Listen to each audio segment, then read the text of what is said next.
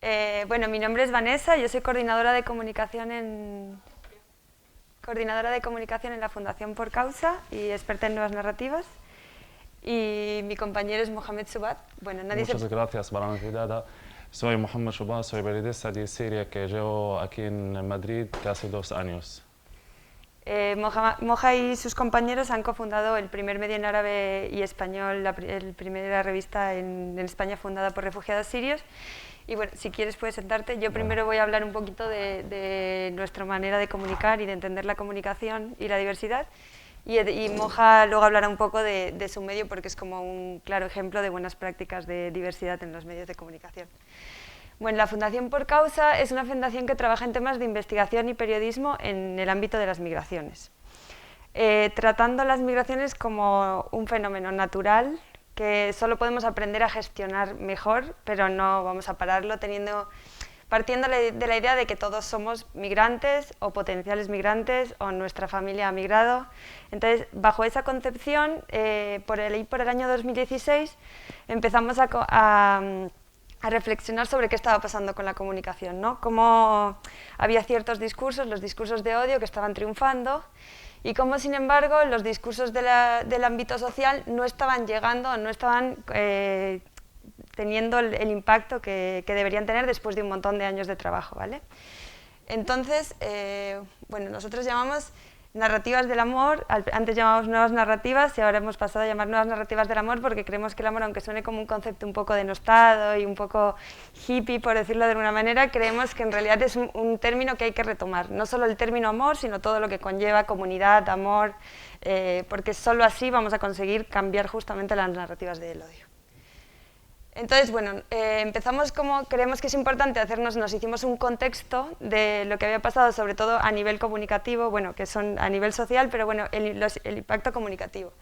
Entonces, bueno, hay un cambio de la narrativa desde el 2001 con los ataques del 9/11, porque ¿qué pasa? Que de repente el terrorismo y el miedo se apoderan un poco de todo el clima comunicativo, social y político, y de alguna manera se empieza como a trabajar comunicativamente en ese sentido, ¿no? La gente empieza a tener miedo, el terrorismo se vuelve un problema personal de todos, se justifican muchas acciones y actitudes en base a ese acto y al miedo y al que nos protejan de ese enemigo que tenemos, que es un poco abstracto en algunos casos. Bueno, en 2006 la llegada de Internet y bueno, 2010 sobre todo, cuando a través de los teléfonos móviles todos nos convertimos no solo en receptores de información, sino también en creadores de información.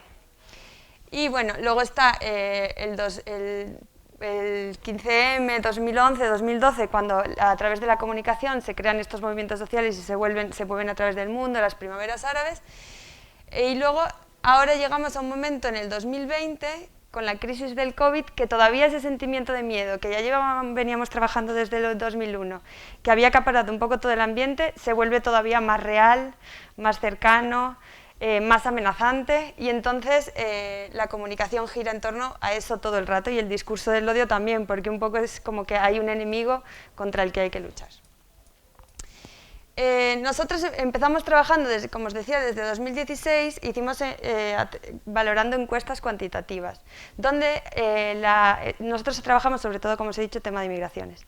La población no asociaba todavía, o sea, conscientemente, cuando tú le hablabas de la migración, no te asociaba la migración con algo negativo. De hecho, la mayor parte, el 85%, lo asociaba como algo positivo. Sin embargo, a través de una encuesta del IAT, que es el test de asociación implícita, que mide como asociaciones de palabras, de imágenes, se llegó a la conclusión de que el 75% asociaba migraciones con algo malo inconscientemente.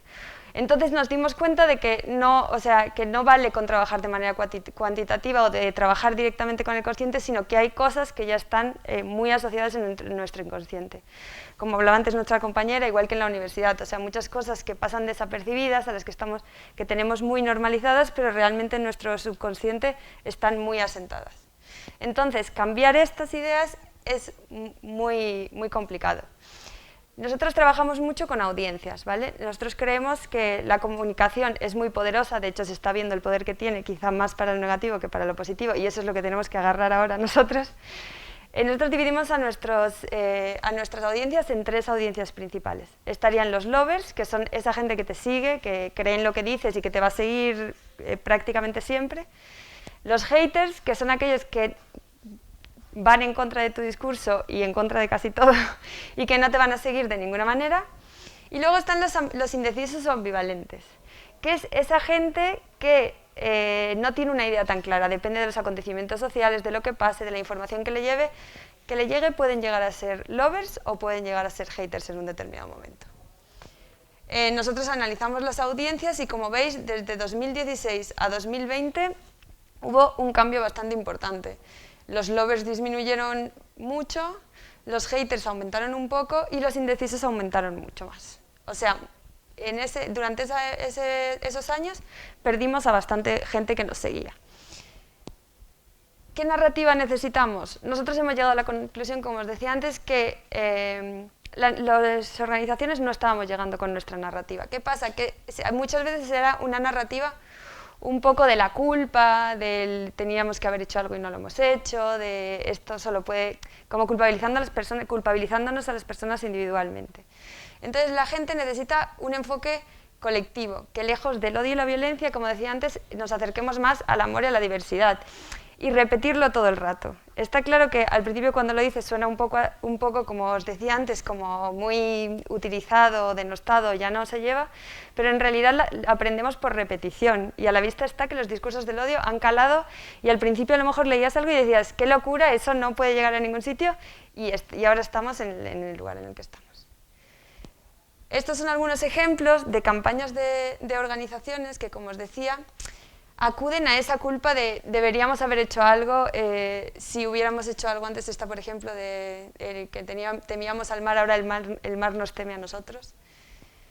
Alguien debería hacer algo, yo soy alguien, entonces es como directamente tú puedes hacer algo. Y teniendo en cuenta el contexto en el que nos encontramos, como os decía antes, de miedo y de tristeza, sobre todo después de la pandemia hay mucha tristeza.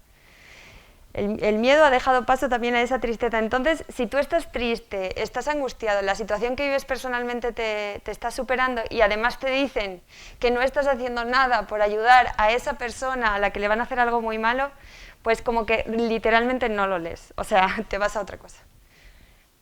Este es otro ejemplo también, como que podríamos haber parado la catástrofe climática, pero no lo hicimos. ¿Qué necesitamos? Eso, como vemos, la culpa, la deuda judeocristiana, la compasión, la culpa no ha funcionado, es un discurso que no ha llegado. Tenemos que empezar a cambiar el discurso para que realmente la gente se interese. ¿Y qué discurso es ese? Necesitamos optimismo, la gente necesita utopías. Vivimos en un mundo en el que nos hemos olvidado de las utopías. Hay un montón de distopías, o sea, prácticamente la vida se volvió bastante distópica y además las series de televisión, las películas, los libros que leemos. Entonces, nosotros damos un montón de talleres y compartimos con un montón de personas y cuando preguntas por ¿cuál es tu utopía? Cuéntame cuál sería tu utopía. Cuesta imaginarla. Cuesta imaginarla, solo ponerte a imaginarla nos cuesta, porque vivimos en un contexto absolutamente distópico. Entonces, ¿cuáles son los próximos pasos? Nosotras siempre queremos tener como soluciones y creemos que es posible el cambio de narrativa, creemos que es posible y que a través del cambio de narrativa, como nosotros somos como nos lo contamos, porque de alguna manera la narración es muy importante, igual que la autonarración de nosotros mismos, la narración del mundo y la narración de los demás. Entonces, la comunicación es muy importante y el cómo nos contamos eso es muy importante. ¿Cómo lo hacemos? Pues hay que unificar las narrativas. Nosotros trabajamos mucho en campañas, temas de comunicación y creemos que hay que hacer una fusión entre la incidencia, pero siempre tiene que haber un poco de marketing, o sea, tenemos que aprender a utilizar las herramientas que tenemos, porque tenemos herramientas comunicativas muy potentes, tenemos que usarlas y unificar todo para tener el impacto que necesitamos. Educar. El periodismo es muy importante, los medios de comunicación y la libertad de prensa es muy importante, de esto nos hablará luego Moja mejor porque él sí es periodista, yo no. Y tenemos que protegerlo porque hay un problema con los medios de comunicación, o sea, el cómo están contando las cosas, hasta las palabras que utilizan. Hoy ha habido varias noticias de las que no voy a hablar porque nosotros tenemos un lema que es como la mierda no se comparte. Entonces, cuando hay las noticias que no deberían ser escritas de esa manera, o que no comunican, o que no son importantes, porque en realidad lo peor es que no son importantes, no hay que compartirlas, que se las lean ellos. Hay que tener paciencia porque, como os decía antes, aprendemos por repetición, tenemos instaurados en el subconsciente un montón de cosas que hay que ir deconstruyendo muy poco a poco, y es un trabajo un poco lento y a veces parece que nunca va a pasar, pero tiene sus resultados. Y luego, valentía y audacia siempre. O sea, hay que creer que es posible y seguir adelante. Y nosotros siempre ponemos de ejemplo a Marco Toscani, que no sé si le conocéis, pero es un fotógrafo italiano, que era el que hacía las campañas de Benetton. Seguro que las campañas de Benetton sí que las conocéis. Bueno, esto fue en los años 80, es súper revolucionario. Se han hecho un montón de campañas inspiradas en las fotos de Marco Toscani porque muestra la diversidad de una manera bella, que es lo que es, porque la diversidad es bonita, la diversidad es interesante, la diversidad es atractiva, la diversidad es enriquecedora, y eso es lo que él consiguió con estas fotos y por eso trascendieron.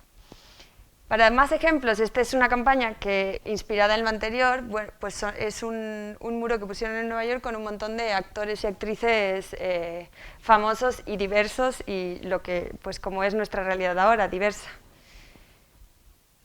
También hay series como Sense8, no sé si habéis visto, que muestra también a un grupo y muestra muy bien como la fuerza del grupo, ¿no? Que las debilidades que uno tiene, el otro las tiene como fortalezas. Entonces, que todos juntos, como grupo, como comunidad, no tienen debilidades, porque las debilidades de uno las fortalece el otro y al contrario. Entonces, como que juntos somos más fuertes, y es un muy bonito ejemplo de eso.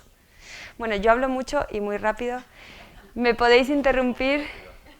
Soy muy rápido. Él siempre me lo dice, porque además como todavía no habla, bueno, habla súper bien español, pero no del todo, siempre me...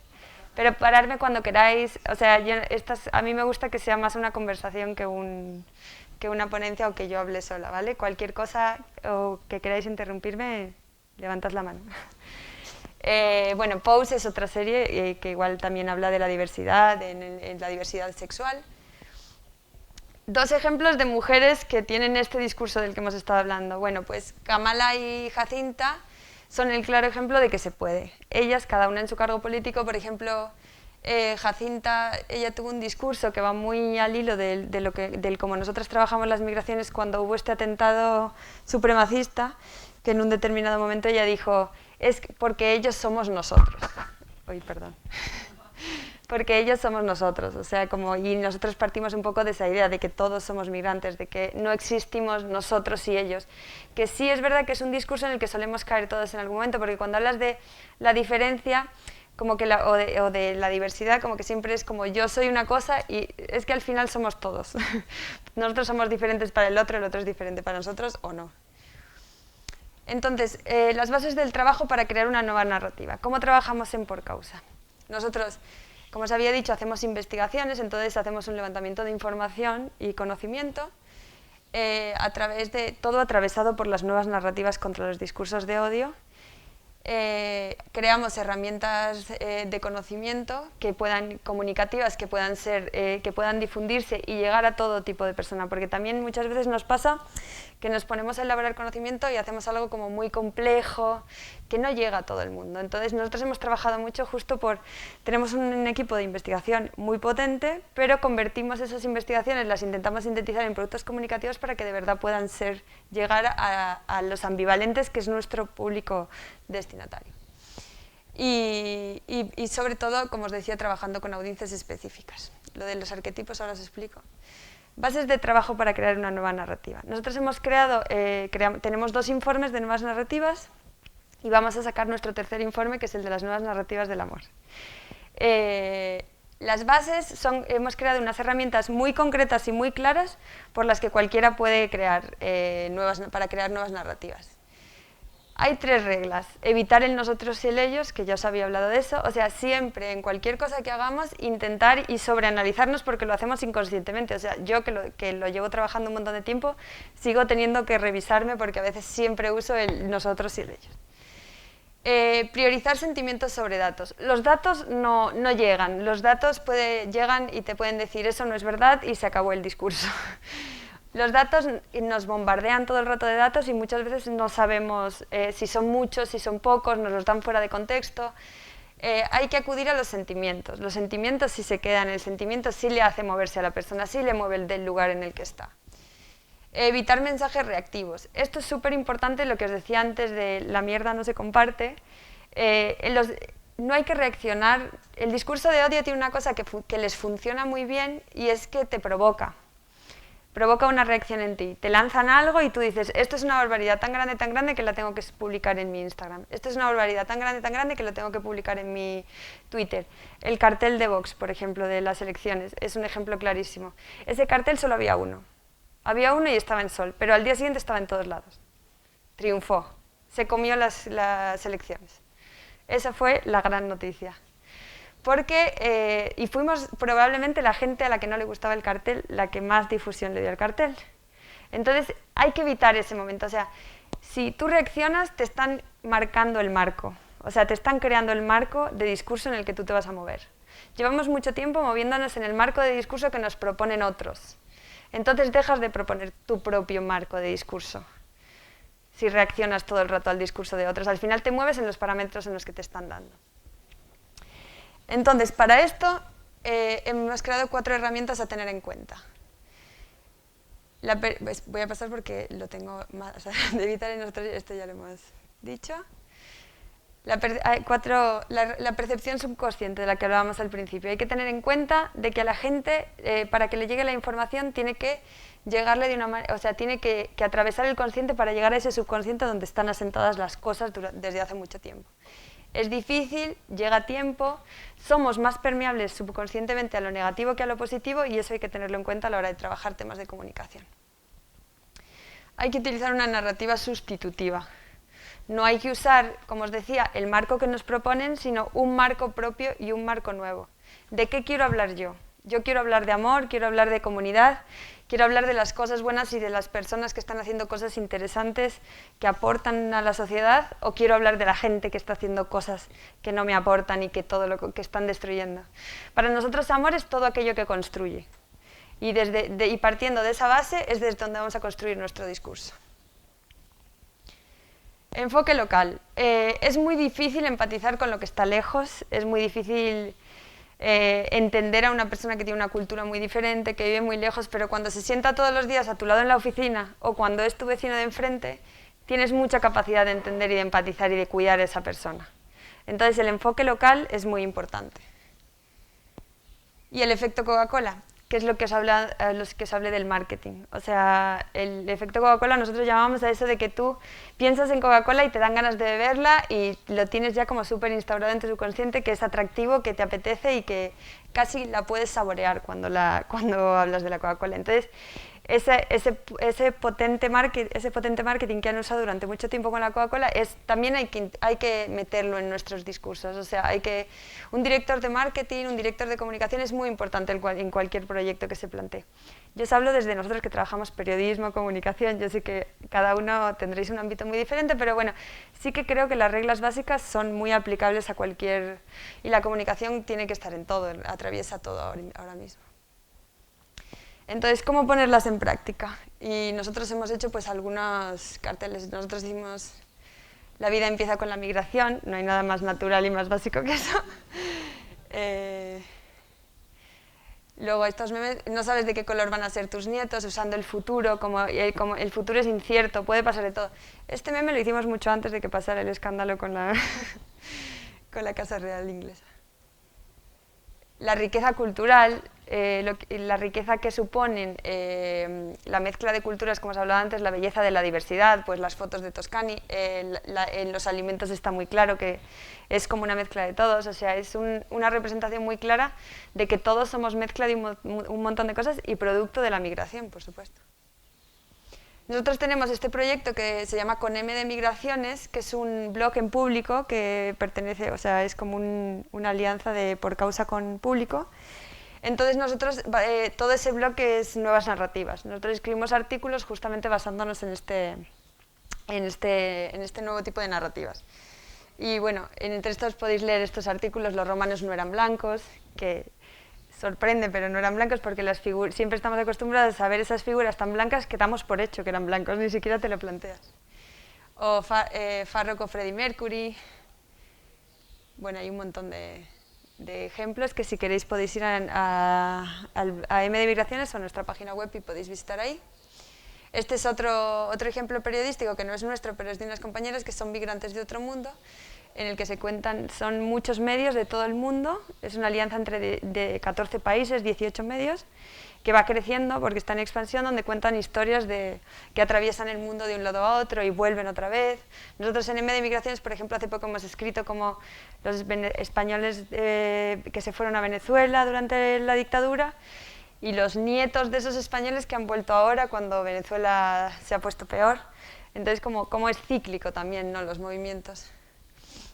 Y esto es lo que hemos hablado antes, el discurso que dio Jacinta Ardern o el que dio Justin Trudeau, que él, por ejemplo, dijo como que la migración había construido Canadá en un determinado momento. Y bueno, estos son artículos nuestros también. Y muchas gracias. ¿Alguna pregunta o comentario? Bueno, si queréis paso la palabra a Moja, que hable un poco de Bainana, que es este medio que os contaba antes. Mientras él se pone una pregunta. Sí. Más o menos, ¿cuánto tiempo prevéis en tiempo desde que empieza este nuevo enfoque de lo positivo, ¿no?, el amor, y el efecto que puede tener en la población? A ver, nosotros llevamos trabajando esto desde 2016, o sea, las nuevas narrativas del amor, como ese concepto es más nuevo, pero las nuevas narrativas empezaron en 2016, y ya hay mucha gente, sobre todo en el ámbito de las organizaciones sociales, porque hemos dado muchas formaciones y las nuevas narrativas despiertan mucho interés. Es verdad que primero, sobre todo, en el ámbito social, en ONGs, organizaciones, y sí lo están empezando a interiorizar. Al principio cuesta, porque hay como malas mañas, por decirlo de alguna manera, y aunque dan los talleres, cuesta interiorizarlo y cuesta dar como el giro, pero se nota, o sea, ya se nota un cambio, por lo menos en el ámbito de lo social. Es verdad que ahora, como os decía, tenemos que salirnos un poco como de los lovers y llegar a esos ambivalentes, pero sí ya tienen un impacto. Y cálculo de aquí al futuro es muy difícil hacer ese tipo de cálculos, porque como es un trabajo tan piedrita, pero nosotros ya vemos cambios y ya nos hace muy feliz como ver que realmente sí tienen un impacto, y estamos ahora mismo comenzando un proyecto de nuevas narrativas con México, que hay con la GIZ, que es la Agencia de Cooperación Alemana, que está interesada en trabajar temas de nuevas narrativas en México. O sea, hay profesores de la Universidad de México, profesores de la Universidad de aquí, hay mucha gente a la que le interesa el tema y que se ha hecho la misma cuestión, que se ha hecho el mismo cuestionamiento: ¿por qué no nos está funcionando el discurso? ¿Qué es lo que no estamos haciendo bien? ¿Por qué no estamos llegando? ¿A ti? Perfecto. Te dejo. ¿Está entendido? Espero que en algún día pueda hablar como Vanessa en castellano. Pero más despacio. Que llego aquí hace 2 años con mi compañero, somos periodistas de Siria. Llegamos a un grupo de 12 personas, de periodistas, activistas y fotógrafos, por la guerra de Siria, que todo el mundo sabe. La verdad que quiero contar una cosa, que en 2011 me echaron la universidad por una decisión injusta, porque participé en una manifestación para pedir libertad y dignidad, para apoyar a otra gente que vive en otra zona de Siria que estaban sufriendo mucho. Y por eso me echaron de la universidad, y ahora, después de 10 años que estoy aquí en esta universidad, pero como invitado, no como estudiante, que me gustaría acabar mi carrera después de 10 años, nadie quiere dejar sus estudios, ¿sabéis? En Siria, mis estudios eran psicología, pero en Siria mi trabajo era en el periodismo. Me gustaría desde el principio trabajar en el periodismo, porque viví en una situación y ve los medios de comunicación, los tele, que sale otra imagen falsa. No sale como está pasando en Siria, lo que está viviendo en Siria con mi familia, en mi zona. Por eso tenía muchas ganas para dar voz para dar imagen verdadera lo que está pasando en Siria. Por eso trabajé en el periodismo sin experiencia y sin estudiar, pero aprendí con mis compañeros, con mis amigos, para usar la cámara, para cómo escribir noticias, para entrar en este mundo, para dar voz a lo que está pasando en Siria. Y trabajé durante 7, 8 años hasta 2018. No quiero hablar mucho sobre en el tiempo. Hasta el 2018 que fue nuestra salida forzada, en decisión injusto, una salida sin querer, porque desde el principio no quería dejar mi país y nadie quiere dejar su país, su tierra, sus vecinos. Pero al final ya es sin querer. Hemos salido hasta Turquía y luego hasta que llegamos aquí a España hace 2 años. Como un grupo de periodistas, queremos también seguir en el periodismo. No queremos parar, aunque salimos de una guerra muy dura, pero queremos seguir en el mundo del periodismo. Pero llegas de un país como Siria, como un idioma muy diferente, con letras muy diferentes, culturas diferentes, a una comunidad desconocida es muy difícil. Vivir como refugiados aquí también es muy difícil, pero tenemos la esperanza, como la teníamos en Siria y ahora tenemos la esperanza para seguir, para vivir. Hemos llegado a España, a Madrid, para buscar la vida tranquila, para vivir en paz, en dignidad, para buscar nuestros derechos. Que cuando empieza la guerra tenía 21 años y ahora tengo 31 y todavía no tengo derechos de papel y no tengo muchos derechos, falta muchos derechos que aquí estamos luchando como estuvimos luchando en Siria con mis compañeros que hemos quedado 4 personas que después de 2 años hemos creado una revista digital que es en bilingüe, en 2 idiomas, en árabe y castellano, con el apoyo de nuestros compañeros en Borcausa, y hace 2 meses que estamos en este medio y estamos muy orgullosos en nuestro trabajo. La verdad que hemos hecho muchas cosas, que es el primer medio por y para refugiados, que cuando llegamos aquí a España, sabes que un problema muy grande, que no sabes el idioma, no sabes todo y encuentras muchos problemas. Por eso sabemos exactamente que cuando vienen los refugiados, viene una persona que es muy difícil la situación y buscar información útil o las leyes y lo que sea. Por eso hemos creado Bainana para facilitar a la gente lo que vive con la misma situación, para dar información útil, para cambiar un poco la imagen, lo que sale en los medios de comunicación aquí en España, que sale el refugiados o los migrantes como víctimas siempre. La imagen verdadera no está así. Cada uno viene aquí para buscar oportunidad, para hacer algo, para hacer éxito. Nadie quiere dejar su país como nosotros. No queremos dejar nuestro país, pero al final llegamos aquí para buscar una vida más tranquila. Y por eso hemos enfocado mucho en Bainana a las historias positivas, a la gente lo que estaba haciendo aquí cosas en España, y seguimos con el apoyo de la gente, de nuestro compañero Borcausa, y esperamos que llegar más que España, más a las historias positivas más. Y así todo. Está ahí. ¿Alguna pregunta? No sé que la información, todo, habéis entendido todo, que perdone por el nivel del idioma, que 2 años, pero sin estudiar, sabéis que estuvimos en el confinamiento y luego las clases por internet es un poco difícil, pero intentamos poco a poco aprender y mejorar nuestro nivel del idioma. ¿Cuál es el nombre de la revista? Sí, perdón. La revista se llama Bainana, significa en castellano, en español, entre nosotros, entre nosotras. Así que como se juntan, como Madrid nos une como periodistas sirios, y también Bainana que nos une como refugiados que vivimos aquí. Aquí está Bainana. Bueno, está en árabe y en español. Está en árabe. Bueno, nos parecía interesante que viniera Moja para como ejemplo de diversidad. Ellos acaban de terminar un crowdfunding, han conseguido el mínimo de financiación para poder vivir un año. La revista la han formado él y 3 compañeros sirios suyos que llegaron gracias al CPG, que es el Comité Internacional de los Periodistas. Y bueno, llevan desde hace... ¿Cuándo empezasteis con Bainana? ¿Un año más o menos? ¿En dónde? Con Bainana. ¿Un año? 2 meses en Bainana. Oficial, pero antes.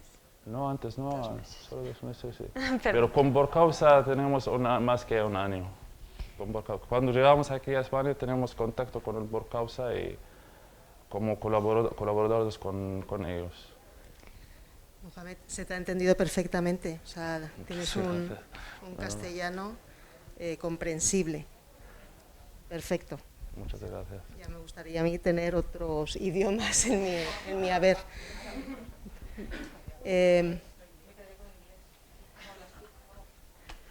Bueno, y me gusta mucho que hayas traído esta experiencia y esta revista, ¿no?, creada con ese planteamiento de quiero decir lo que realmente es y no esa imagen que queréis dar de nosotros en los medios, ¿no? La Universidad Complutense, aquí viene mi parte de publicidad, tiene un compromiso con las personas refugiadas precisamente desde 2015, precisamente por el éxodo de Siria. Y de hecho abre un programa de apoyo a personas refugiadas para que puedan seguir estudiando y puedan seguir con su vida en otro contexto y puedan hacer de su vida lo que quieran como cualquier persona, ¿no? Somos muy conscientes de esa necesidad. Y antes se ha presentado de alguna manera el cómo facilitamos ese planteamiento, ¿no?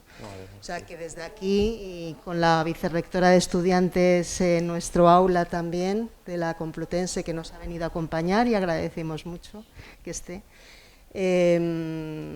pues el querer seguir estudiando a lo mejor es iniciado para el próximo curso. Perfecto. ¿No ves? Sí, porque además el otro compañero también estaba interesado. Sí. Bueno, pues muchas gracias. Voy a pasar la voz, que no soy yo la protagonista en este momento. Sí, todos. Creo que justo vosotras. Bueno, en primer lugar, muchas gracias por venir aquí y contarnos, ¿no? Me parece muy interesante, además, desde profesionales un poco y gente que lo estáis haciendo, cómo es importante cómo contamos las historias y cómo trasladamos un mensaje. Me ha gustado mucho el ejemplo que has puesto porque es un ejemplo de cómo el odio, ¿no?, hacemos justo nosotros mismos, los que estamos en contra de un determinado tipo de odio, hacemos de altavoz y como la única forma de parar es no hacer caso, ¿no?, en determinados puntos. Es complicado también saber en qué momento unas cosas y otras son positivas, pero no dejarnos arrastrar por ese sentimiento que yo creo que al final un poco me queda con el mensaje de que el odio no construye nada y nosotros pues hace falta construir mucho, ¿no? Y el ejemplo del periódico. Bainana. Creo que sois vosotros los que tenéis que contar vuestra historia a veces y que surjan ese tipo de iniciativas, que generéis este tipo de comunidades también es muy importante para que os podáis sentir identificados con algo que sea positivo, ¿no? Y que lo generéis de vosotros mismos, súper importante, así que mucho ánimo con el proyecto y espero que salga muy bien. Muchas gracias. Gracias. Esperando vuestras preguntas y percepciones. No, ya está. Solo les quiero dar las gracias, me parece precioso. Muchísimas gracias. Gracias. Y ojalá más gente lo hiciera, porque ya está bien de odio y demás. O sea que un cambio de chip ya era hora. No sabía nada, os animo. Me parece muy interesante conocer.